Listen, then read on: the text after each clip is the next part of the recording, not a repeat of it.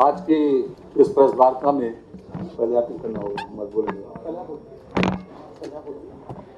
हम बोल रहे हैं। आज की इस प्रेस वार्ता में सभी प्रेस प्रतिनिधियों का स्वागत अभिनंदन करते हैं। आज मंत्रिपरिषद के समक्ष कुल 20 प्रस्ताव आए थे, जिसमें से एक प्रस्ताव विड्रॉ हुआ, बाकी 19 पर सहमति मिली मंत्रिपरिषद की। ये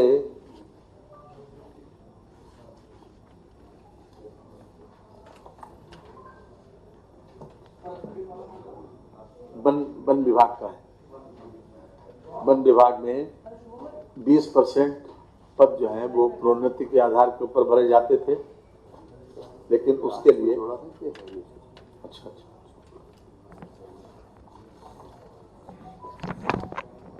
वन रक्षक और वन जीव रक्षक, इसकी नियमावली में कुछ संशोधन आए थे, लेकिन उसको अभी पुनर्विचार के लिए वापस किया गया।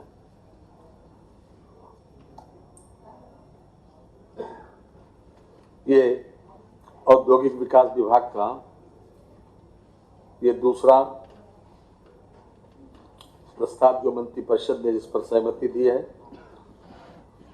खासतौर से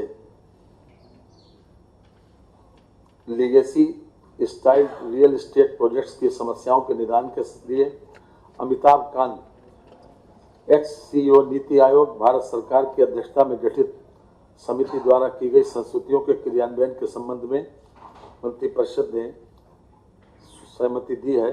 इसमें खास तौर से दो बातें हैं।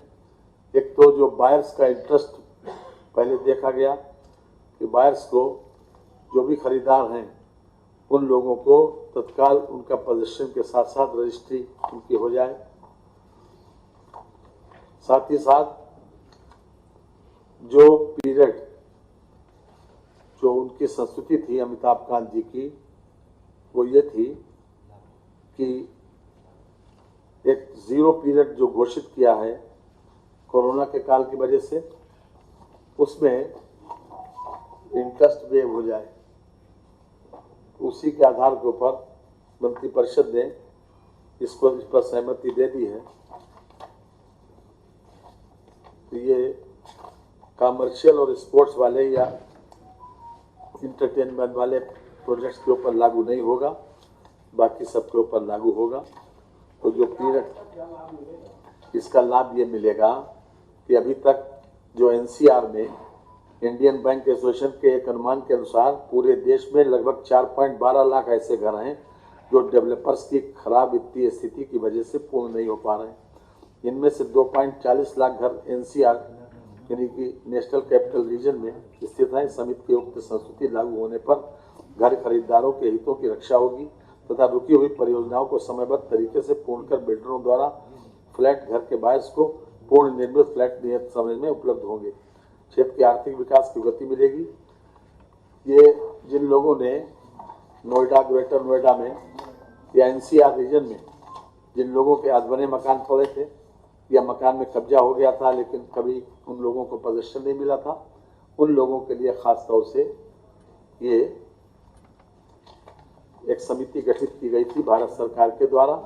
उसको उसकी रिपोर्ट के ऊपर आज सहमति हमारे मंत्रिपरिषद ने दी है। इसमें खास तौर से समिति की ये संस्तुति थी कि क्रेता आज की तिथि में निवास कर रहे हैं, उनका रजिस्ट्रेशन सब लीज डीड तत्काल कराया जाना चाहिए। दूसरा ये था कि कोविड-19 से उत्पन्न परिस्थितियों में दृष्टिगत 1/4/20 से लेकर 31/3/20 तक जीरो पीरियड का लाभ दिया जाना चाहिए। जीरो पीरियड का मतलब यह है कि उतने पीरियड का उनके ऊपर ब्याज लोड नहीं होना चाहिए। 1/4/20 से 31/3/22 तक जी, यानी कि ब्याज नहीं पड़ेगा जी। कुल मिलाकर जो उनकी संस्तुतियां थी उनको मोटे तौर पर लागू कर दिया गया है। इस पर मंत्रिपरिषद की आज मोहर लग गई। नेक्स्ट प्रस्ताव भी जो हमारे औद्योगिक विकास का ही है, इसमें खास तौर से उत्तर प्रदेश औद्योगिक निवेश एवं प्रोत्साहन नीति 2022 के अंतर्गत प्रदेश में मेगा श्रेणी के औद्योगिक उपक्रमों हेतु विशेष सुविधाएं एवं रियायतें अनुबंध कराए जाने विषय जो शासनादेश 14/4/23 द्वारा मुख्य सचिव उत्तर प्रदेश शासन की अध्यक्षता में गठित उच्च स्तरीय प्राधिकृत समिति की दिनांक 29 सितंबर 2023 को संपन्न प्रथम बैठक की गई संस्तुतियों को अनुमोदन प्रदान कर दिया गया है। मुख्य सचिव की अध्यक्षता में एक हाई पावर कमेटी जो गठित हुई थी, खासतौर से इंडस्ट्री को प्रोत्साहन के लिए इनको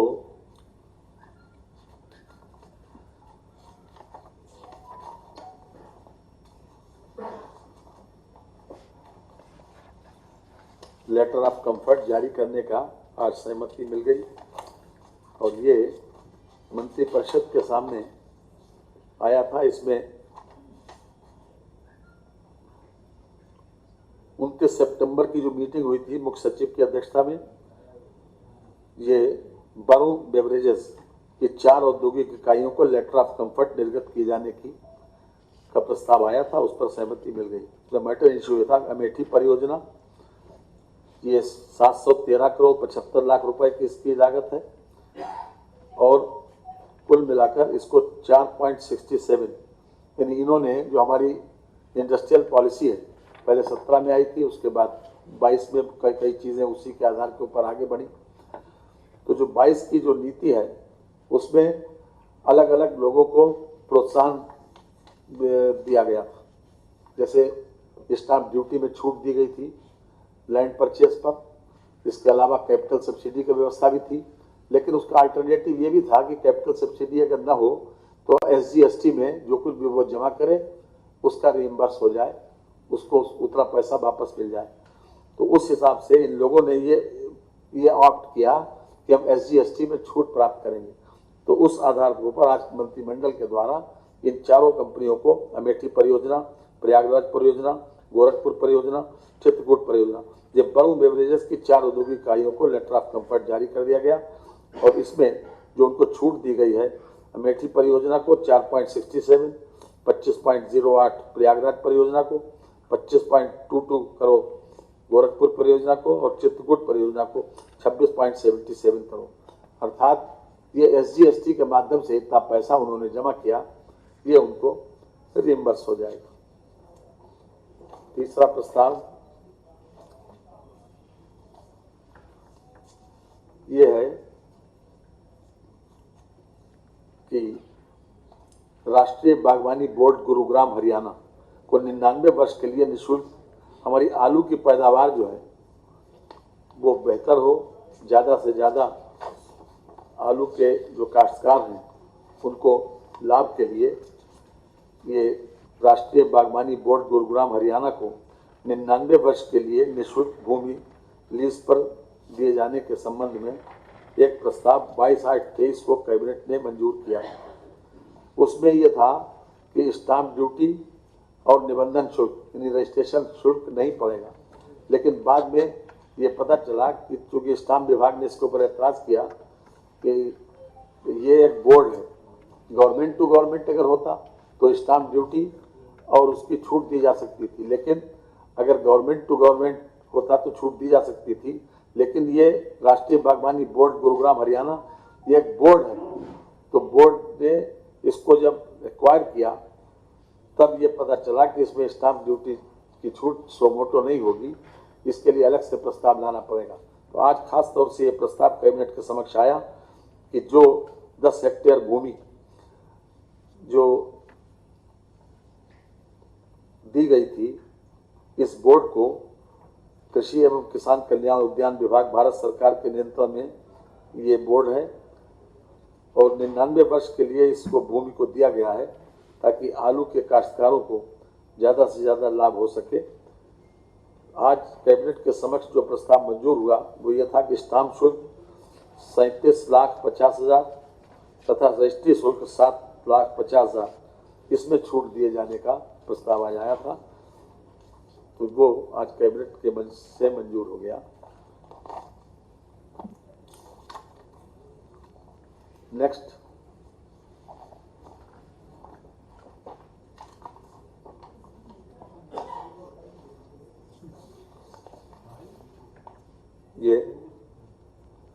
विज्ञान विभाग का था और आईटी इलेक्ट्रॉनिक्स में ये भारत सरकार की ये भारत नेट योजना के अंतर्गत ग्राम पंचायतों तक ऑप्टिकल फाइबर केबल बिछाने तथा मोबाइल कनेक्टिविटी से वंचित गांव में 4G मोबाइल सेवाओं की संस्तुति हेतु उपलब्ध कराए जाने वाली वन भूमि के प्रीमियम और लीज रेंट के भुगतान से छूट प्रदान किए जाने के संबंध में, खासतौर से जिन क्षेत्रों में मोबाइल टावर नहीं है या फिर मोबाइल की जो फैसिलिटी है जहाँ पर लोग नहीं अवेल कर पा रहे हैं, ऐसे गांव में खास तौर से वन विभाग की ज़मीन पर ऑप्टिकल फाइबर केबल बिछाने तथा मोबाइल कनेक्टिविटी से वंचित गांव में 4G मोबाइल सेवाओं को उपलब्ध कराने के लिए ये लीज रेंट में और प्रीमियम में छूट दी जा रही है। इसमें 200 मीटर तक वर्ग मीटर तक जो टावर लगाने के लिए देश में मोबाइल कनेक्टिविटी से वंचित गांव में 4G मोबाइल सेवाओं की संतृप्ति हेतु सरकार की योजना के क्रियान्वयन के प्रदेश में विभिन्न जनपदों के चिन्हित 361 गांवों को परियोजना के अंतर्गत आच्छादित किए जाने हेतु 226 स्थानों पर नए मोबाइल टावर का निर्माण किए जाने के लिए 200 वर्ग मीटर ग्राम सभा की भूमि जिला प्रशासन के माध्यम से चिन्हित कर भारत संचार निगम लिमिटेड को निःशुल्क उपलब्ध कराए जाने के हेतु मंत्रिपरिषद के सामने आज प्रस्ताव आया था, जिसके ऊपर अनुमोदन मिल गया। इसके बाद अब किसी प्रकार का जो तो लीज रेंट या फिर प्रीमियम उससे छूट मिल गई ऑप्टिकल फाइबर बिछाने के लिए जो उन क्षेत्रों को खास तौर से जहाँ पर मोबाइल की फैसिलिटी अभी तक संतृप्त नहीं थी। इसके अलावा कृषि विपणन इनाम, ये किसानों के लिए ये एक बहुत अच्छी अपॉर्चुनिटी है। इसमें भी मंडी अधिनियम के में आज संशोधन किया गया है।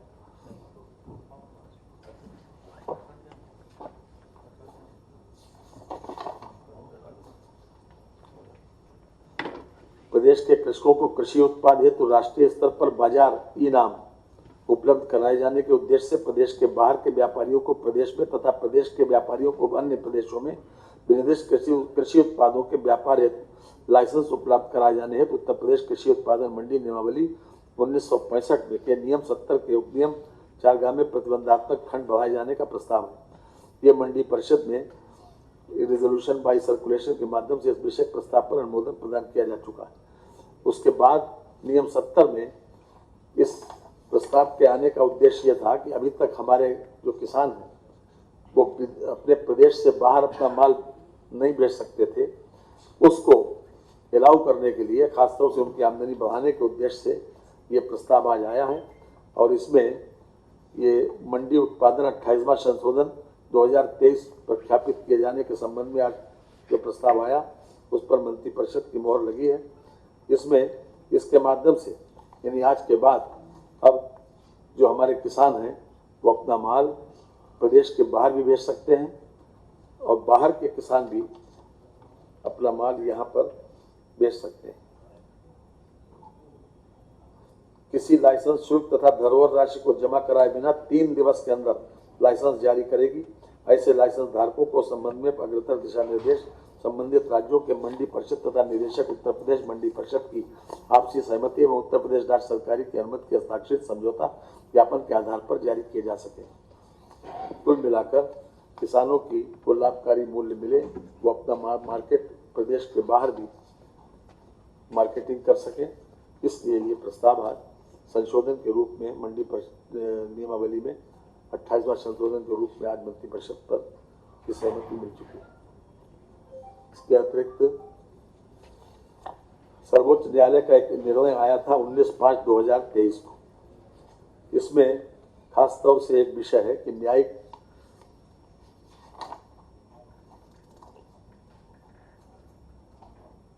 उत्तर प्रदेश शासन वेतन वृद्धि की तिथि से एक दिन पूर्व सेवानिवृत्त होने वाले न्यायिक अधिकारियों को एक वेतन वृद्धि का लाभ देते हुए पेंशनरी लाभ स्वीकृत किए जाने के संबंध में आवश्यक सहमति आदेश प्रदान करने के लिए यह प्रस्ताव मंत्रिपरिषद के सामने आया। सुप्रीम कोर्ट का एक आदेश था कि जिन न्यायिक अधिकारियों को अगर 30 तारीख को वो रिटायर हुए हैं और पहली तारीख से उनका एक वेतन वृद्धि लगना है तो उनको पेंशन के मात्र उद्देश्य से इसको ये अनुबंध कर दिया जाए। ये सुप्रीम कोर्ट का आदेश था, उसी के अनुपालन में मंत्रिपरिषद के समक्ष प्रस्ताव आया कि न्यायिक अधिकारियों को जो लोग पेंशन प्राप्त करने जा रहे हैं पहली तारीख से 30 तारीख को अगर जो रिटायर हो गए और पहली तारीख को अगर उनकी वेतन वृद्धि ड्यू है तो उनको ये वेतन वृद्धि का लाभ केवल पेंशन के प्राप्त करने के उद्देश्य से दे दिया जाए। विधानमंडल का सत्र कुशलता पूर्वक संपन्न हो गया।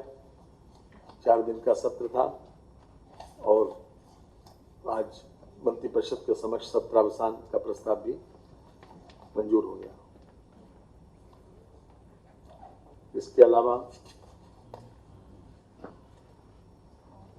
चिकित्सा शिक्षा, मुख्यमंत्री जी ने ये घोषणा की थी कि पीडियाट्रिक सेंटर पीजीआई में एडवांस पीडियाट्रिक सेंटर का निर्माण हो। उसी के संबंध में आज मंत्रिपरिषद का ये प्रस्ताव आया है कि 2 चरणों में 500 बेड का 573 बेड का ये एडवांस पीडियाट्रिक सेंटर इसमें बनाया जाए। आज खास तौर से 199 करोड़ 10,52,000 रुपए का जीएसटी सहित इसकी कीमत आकलित की गई, जिसमें 308 बेड का फर्स्ट फेज को मंजूरी दी गई। इसमें प्रथम चरण में 12 विभाग इसमें शामिल किए जा रहे हैं और खास तौर से एडवांस पीडियाट्रिक सेंटर ये पीजीआई में मंजूर हो गया। 24 महीने में इसको बनवाने के लिए प्रस्ताव आया था। मुख्यमंत्री जी ने 18 महीने में निर्देश दिया है कि इसको 18 महीने में पूर्ण किया जाए। इससे बच्चों के जितने भी प्रकार की बीमारी हैं वो उसका इलाज इस पीजीआई में सकुशल हो सकेगा।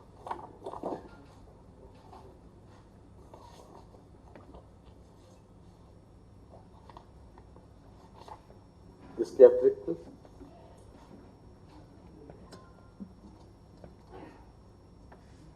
बनवाला वापस हो गया। ऊर्जा विभाग ये हरदुआगंज ये 660 मेगावाट तापीय विस्तारी परियोजना का जो अनुमोदित परियोजना की लागत 6,011 करोड़ में निर्माणाधीन ब्याज के कारण 273.15 करोड़ की वृद्धि, startup fuel in firm power energy में 62.66 करोड़ की वृद्धि एवं एफजीडी SCR सिस्टम हेतु लाइम स्टोन एवं अमोनिया की लागत 4.50 करोड़ रुपए की वृद्धि सहित कुल धनराशि 340.31 करोड़ की वृद्धि के कारण परियोजना को तृतीय परियोजना की जो पुनरीक्षित लागत है वो 6352.14 करोड़ रुपए पर अनुमोदन दिए जाने के संबंध में प्रस्ताव आया था। यानी अभी तक ये परियोजना बहुत पुरानी है, यद्यपि इस पर जो हमारा जनरेशन का काम है वो प्रारंभ हो चुका है और ये फाइनली इसको कंप्लीट कर दिया गया। इसमें 340.31 करोड़ रुपए की वृद्धि के कारण ये प्रस्ताव आया था। मंत्रिपरिषद ने आज इसके ऊपर मंजूरी दे दी। इसमें खास तौर से 273.15 करोड़ रुपए ब्याज के और जो अभी तक की कीमत पड़ी वो 62.66 करोड़ रुपए उसके और 4.50 करोड़ रुपए जो कुछ भी पर्यावरण के संबंध में जो हमारे आवश्यक लाइम स्टोन एवं अमोनिया इसकी जो लागत बढ़ी तो कुल 340.31 करोड़ की वजह से ये प्रस्ताव मंत्रिपरिषद के समक्ष आया, इसको पास कर दिया गया। अब ये तापीय विस्तार परियोजना जो है ये चालू है, इस पर जनरेशन चल रहा है। सहारनपुर विकास प्राधिकरण में 1995 में इसका गठन हुआ था। 33 गांव को इसमें शामिल करने के लिए आज मंत्रिपरिषद के समक्ष प्रस्ताव आया। 33 गांव की सूची इस पर लगी है, अलग अलग नक्कुर से हैं, रामपुर मनिहारन से हैं, सहारनपुर सदर से, सदर तहसील नक्कुर और रामपुर मनिहारन तीनों के 33 गांव को आज मंत्रिपरिषद ने सहमति दे दी कि ये 33 गांव सहारनपुर विकास प्राधिकरण में शामिल किए गए।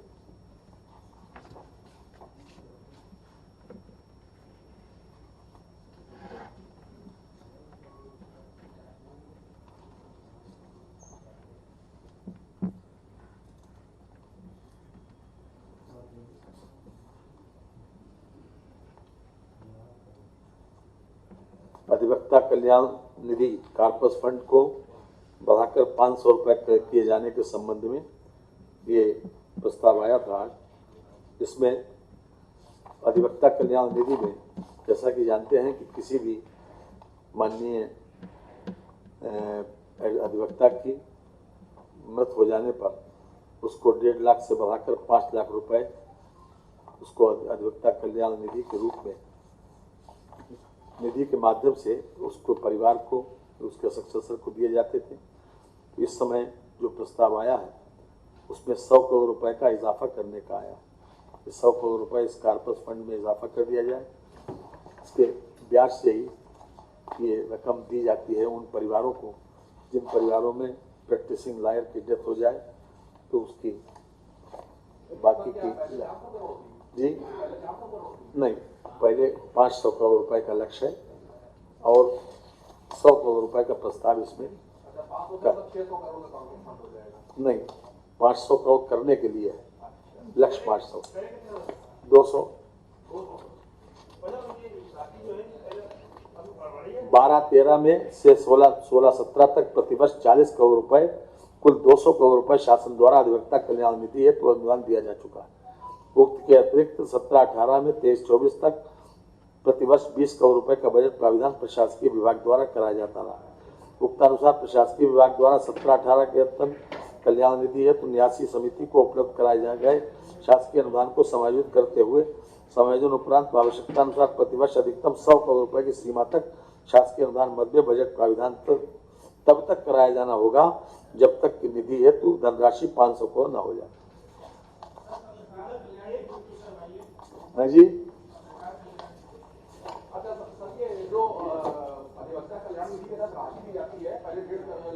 अब 5 लाख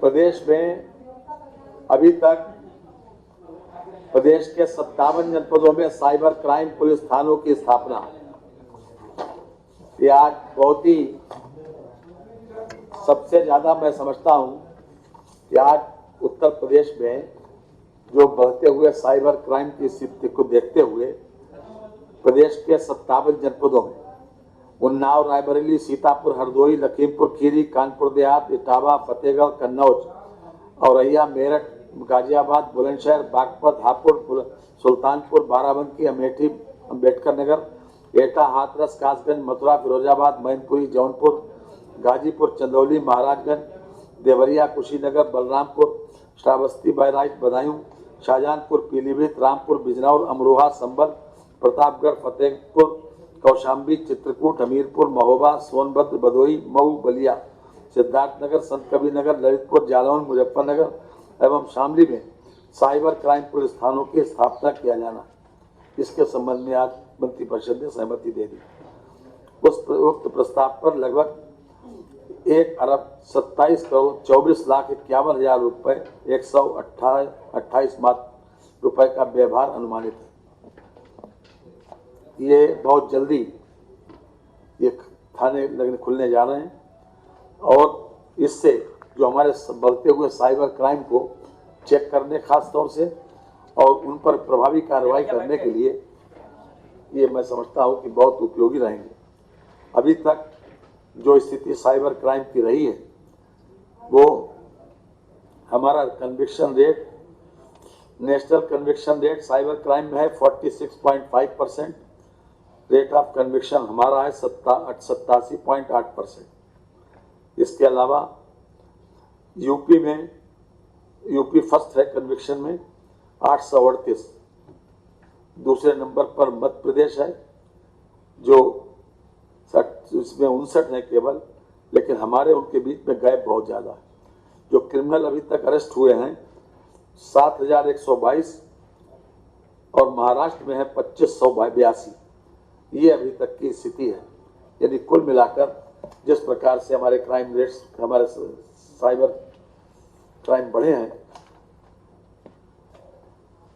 उसको देखते हुए हर जनपद में ये थाना खोलने की व्यवस्था हो गई।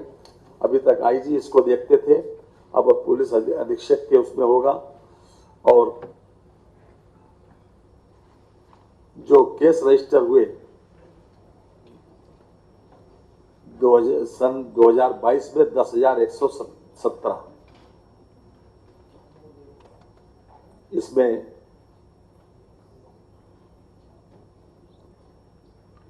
बाकी तो मोटी मोटी चीजें हमने बताई थी।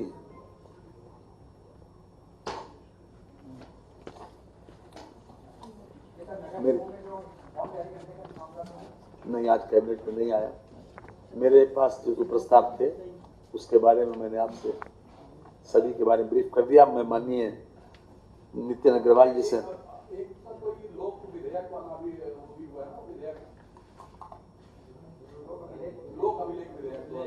नहीं आया, माननीय नितिन अग्रवाल जी से अनुरोध करेंगे कि आज के हमारे प्रतिनिधियों के समक्ष जो आबकारी विभाग से संबंधित 2 प्रस्ताव आए हैं उस पर अपनी बात रखें। माननीय नितिन। आदरणीय वित्त मंत्री जी, सभी सम्मानित पत्रकार बंधुओं, आज आबकारी विभाग के 2 प्रस्ताव माननीय मंत्री परिषद के समक्ष प्रस्तुत हुए थे।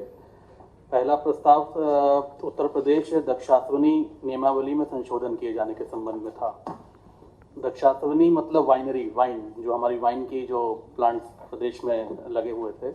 पिछले वर्ष हम लोग मंत्री परिषद दक्षाश्वनी के वाइन के मामले में हम लोग एक नया प्रस्ताव लेकर आए थे पिछले साल, जिसमें जो उत्तर प्रदेश में जो लोकल फ्रूट, फल जो उगते हैं, उन फलों के माध्यम से वाइन बनाने के लिए वो मंत्री परिषद ने पिछले साल क्लियर किया था।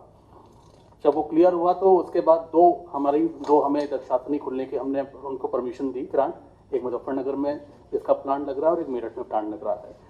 आज जो प्रस्ताव आया था उसमें उत्तर प्रदेश दक्षाश्वनी नियमावली 1961 जो प्रख्यापित थी, उस नियमावली में वाइन के जो अन्य प्रकार हैं जो फलों से बनती है, वो अन्य प्रकारों को उसमें उसको इंक्लूड नहीं किया गया था, उसमें शामिल नहीं थे। जैसे कि साइडर, शेरी और पेरी, ये 3 प्रकार की कैटेगरीज होती हैं वाइन की, जो 1961 के नियमावली में प्रख्यापित नहीं थी। साइडर, शेरी और पेरी, PERRY। साइडर मैं बता देता हूँ कि तीनों के मतलब क्या हैं। साइडर वाइट ग्रेप्स जो से बनती है, शेरी एप्पल से बनती है और जो पेरी है वो नाशपाती से बनती है। तो ये 3 प्रकार की जो वाइन्स थी उस वक्त नहीं थी। इसको आज मंत्री परिषद के समक्ष लेकर आए कि क्योंकि हमारे आबकारी मैनुअल में ये तीनों प्रकार की वाइन सम्मिलित हैं, तो आज उत्तर प्रदेश जो दक्षाश्वनी नियमावली 1961 था उसमें संशोधन करते हुए, तृतीय संशोधन करते हुए हमने इस तीनों कैटेगरीज को उसमें इंक्लूड किया है और आज उसी को हम मंत्री परिषद के समक्ष प्रस्तुत किया था और माननीय मंत्री परिषद ने उसे स्वीकार कर लिया। ये आपकी नियमावली में ये 3 कैटेगरी नहीं थी, लेकिन आबकारी मैनुअल में थी, लेकिन ये नियमावली में नहीं थी। आज इसको हम नियमावली में लेकर आए हैं संशोधन करके, और उससे आज मंत्री परिषद के समक्ष हमने प्रस्तुत किया था, जिससे मंत्री परिषद ने पास कर दिया है। अब ये यूपी में फलों से तो बनी रही हैं, अब इसमें और, क्योंकि हम लोग चाहते हैं कि इसमें और फैक्ट्रियां लगें और प्लांट आए, तो उसको हम लोग बढ़ावा देने के लिए हमने इन 3 कैटेगरीज को भी इंक्लूड कर दिया है। अब इससे भी बनने वाली वाइन के और प्लांट उत्तर प्रदेश में आएंगे, और जो लोकल मेन पर्पस है कि जो लोकल फार्मर्स हैं, जो लोकल प्रोड्यूसर हैं, उनको मार्केट मिल सके उत्तर प्रदेश में ही, उनको कहीं इधर उधर ना जाना पड़े अपने फलों को लेकर। अब वैरायटी बिल्कुल बढ़ेगी, वैरायटी बढ़ेगी और प्रतिस्पर्धा भी बढ़ेगी, जिससे कस्टमर को भी फायदा होगा और फार्मर्स को भी फायदा होगा, दोनों तरफ से फायदा होगा। दूसरा, आबकारी पॉलिसी को आज हम लोग मंत्री परिषद के सामने लेकर आए। इसमें ये आबकारी पॉलिसी लागू होगी 1 अप्रैल 2024 से 31 मार्च 2025 तक। इसमें कुछ नए संशोधनों को हम लोग लेकर आए हैं इस आबकारी पॉलिसी में। आपकी बार मैं आपको पूरा प्लॉट बता दूं जिससे आपको और बेहतर समझ में आ जाएगा। पिछले साल आबकारी पॉलिसी में करीब 2 वर्ष पहले आबकारी पॉलिसी में एक UPML कैटेगरी को इंजेक्ट किया गया था, जिसे हम लोग कहते थे यूपी मेड लिकर। उस कैटेगरी को केवल ग्रेन बेस्ड लिकर, जो ग्रेन से बनता है लिकर, मदिरा बनती है, उस मदिरा के लिए उसको अलग एक कैटेगरी बनाई गई थी, और जिसका जो स्ट्रेंथ होती है मदिरा की वो 42.8% की स्ट्रेंथ की वो लिकर बन रही थी। इस बार हम लोग 4 कैटेगरी लेकर आए हैं इस आबकारी पॉलिसी में। 2 कैटेगरीज तो हैं, एक 25%, एक 36%। ये शीरे से बनेंगी दोनों कैटेगरीज। जो लिकर शीरे से बनती है उसमें 25% वीवी की स्ट्रेंथ और 36% वीवी की स्ट्रेंथ को हम शीरे से बनाएंगे। और ये अब की बार हम लोग कांच की बोतल, पेट की बोतल, जो पेट होता है, प्लास्टिक की बोतल्स होती हैं, और जो टेट्रा पैक होता है, इन तीनों में अलाउ कर रहे हैं। जो जिसमें बनाना चाहे, लाना चाहे, इन तीनों में उसको ला सकता है। 25 और 36। अब यूपीएमएल कैटेगरी में जो पहले एक केवल 42.8 था, उसमें हम एक नई कैटेगरी को ऐड कर रहे हैं, 36 शीरे में भी है और 36 ग्रेन में भी है। इसको ग्रेन में अब हम लेकर आ रहे हैं और ये भी 200 ml की पैकिंग में आएगा, 200 ml की पैकिंग में आएगा। और ये भी हम लोग तीनों अलाउ कर रहे हैं। ये कांच में भी होगा, पेट बॉटल्स में भी होगा और ये टेट्रा पैक की बॉटल्स में भी होगा। हम लोग क्योंकि इंडस्ट्री को हम लोग एक लीवरेज दे रहे हैं, एक हम लोग बड़ा बैंडविड्थ दे रहे हैं कि जो जिसमें कंफर्टेबल है उसमें उसको लेकर आ सकता है। इसके साथ ही साथ जितनी भी उत्तर प्रदेश में दुकानें हैं हमारी, उन सभी दुकानों का पिछले साल की तरह इस साल भी नवीनीकरण के माध्यम से उनका व्यवस्थापन किया जाएगा। सारी दुकानों का, जितनी भी करीब 29,000 दुकानें हैं हमारी उत्तर प्रदेश में, इस साल जो हम लोग अगला वित्तीय जो हम लोग पॉलिसी लेकर आए हैं, उस पॉलिसी में हर वर्ष की तरह जो देशी शराब का MGQ है, जिसे हम मिनिमम गारंटी कोटा कहते हैं, उस कोटे को इस साल भी 10% हमने बढ़ाया है, 10%। पिछले साल की तुलना में हर साल हम लोग 10% बढ़ाते हैं, तो इस साल भी हमने 10% बढ़ाया है।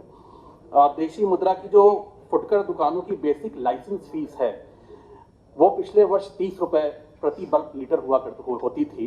इस साल हमने उसको बढ़ा के 32 रुपए प्रति बल्क लीटर करने का प्रस्ताव किया है। इसी के साथ साथ 2024-25 हेतु जो 36% तीव्रता की देशी मदिरा का यूपीएमएल की कैटेगरी का है, जो कि नई कैटेगरी हमने लॉन्च करी है, उस कैटेगरी में हमने जो एक्साइज ड्यूटी को फिक्स किया है, वो 254 रुपए प्रति बल्क लीटर की दर से उसको हमने फिक्स किया है इस साल। और यही प्रोपोर्शनेटली बढ़ेगी। जब हम इसको 42 पे लेकर जाएंगे तो उसी प्रोपोर्शन में ये एक्साइज ड्यूटी बढ़ जाएगी, और अगर इसको हम 25% पे नीचे लेकर आएंगे तो उसी प्रोपोर्शन में एक्साइज ड्यूटी इसकी कम हो जाएगी। तो ये हमने एक बेसिक वो बना दिया है कि इतना रुपए नहीं, वो नवीनीकरण कर रहे हैं। हम बताया था आपको, लॉटरी नहीं हो रही है, इसके भी नवीनीकरण ही कर रहे हैं। इसी के साथ साथ 2024-25 में यूपीएमएल और देशी मदिरा की जो MRP है, उसमें 5 रुपये, उसको 5 रुपीज़ के उसमें डिनोमिनेशन में हम लोग उसको लेकर आ रहे हैं। विदेशी मदिरा, बियर, भांग, मॉडल शॉप, ये जितनी भी हैं, इनकी बेसिक लाइसेंस फीस में हम 10% की वृद्धि कर रहे हैं इस साल। इस वर्ष 10% की वृद्धि हो रही है। और बियर और मॉडल शॉप्स, बियर, भांग और मॉडल शॉप्स में, और लेकिन उसमें प्रतिफल फीस जो इसकी एक्साइज ड्यूटी है, इससे कोई वृद्धि नहीं हो रही है, इससे कोई चेंज नहीं कर रहे हैं इसमें।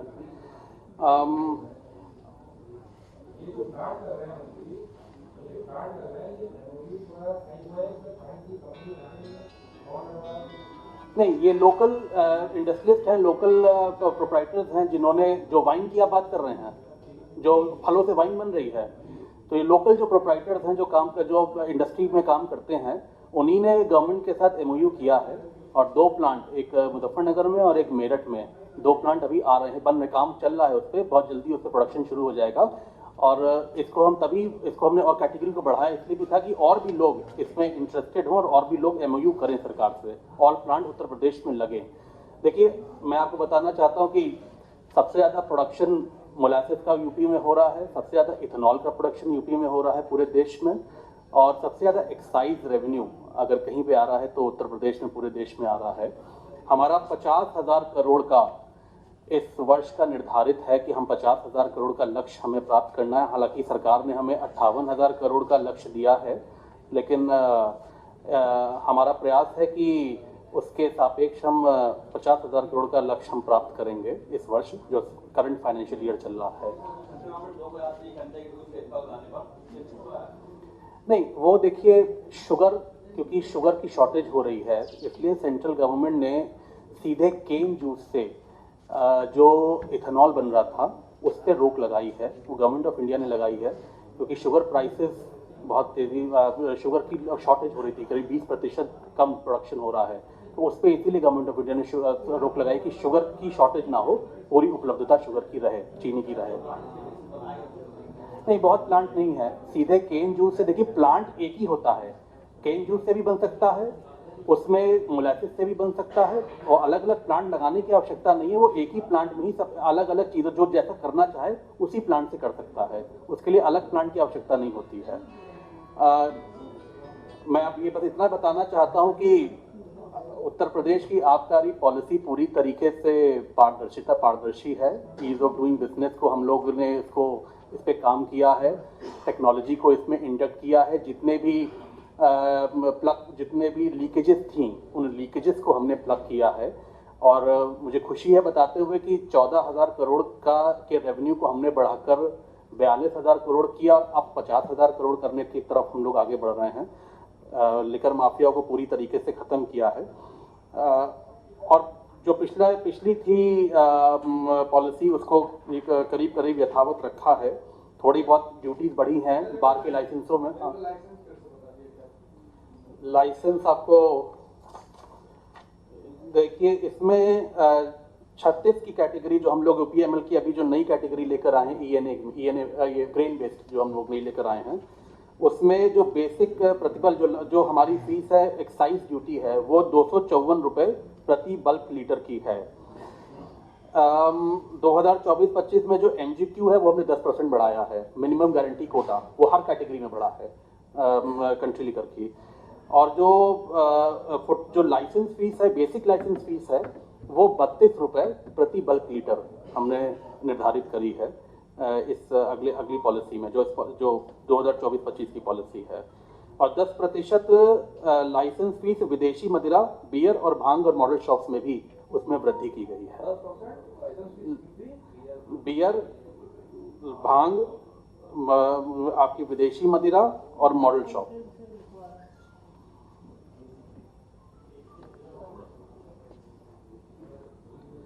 माइक्रो ब्रूअरी लगाने के लिए उसमें हम लोगों ने जो माइक्रो ब्रूअरी का काम कर रहे हैं, उसमें जो बियर बन रही है उसका प्रतिपल शुल्क जो है, एक्साइज ड्यूटी है, वो 100 रुपये